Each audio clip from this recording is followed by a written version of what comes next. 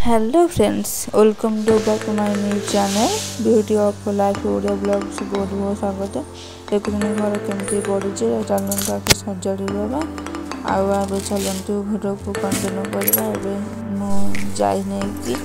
डाली बसई आप भाई कुनि कुनि आलू को नहीं कौन करी आई कुनि कुनि आलू जेहेतु एपटे हेवी रेट ना कि बड़ आलू आना छोट आलू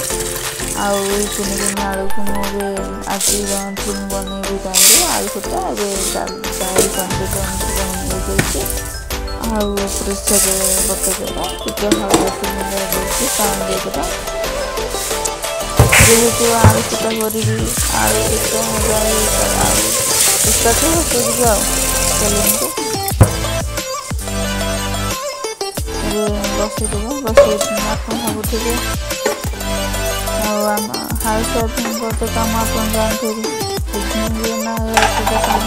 कि मॉर्निंग दिन कम थे लंच छोट घर को क्लीन करवा एपट सेपट जिनस को साइड रखा अन्य कम सब करवा। आसते देखिए आम डाली हो जाए आपको आम पछ बघार चलते घर क्लीन करवा हाई कर कैमेरा सेट कले तो चलते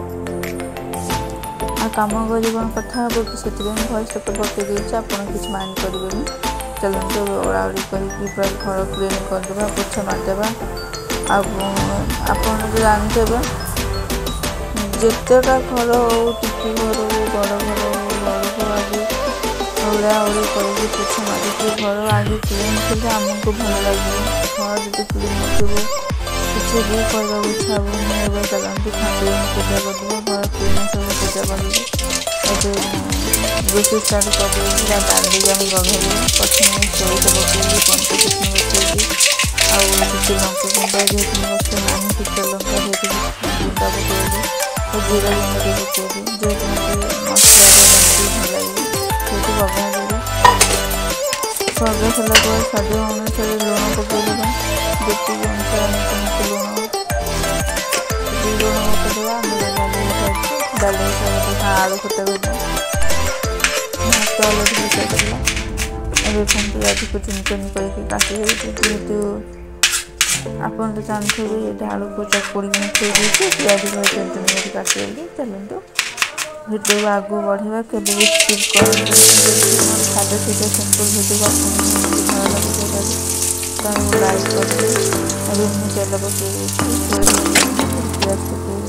हल्दी गुंडा देखिए जीरा गुंडा आउ लंका गुंडा देखिए मसला आलू पकईदेवी आलू को आलू खटा मसला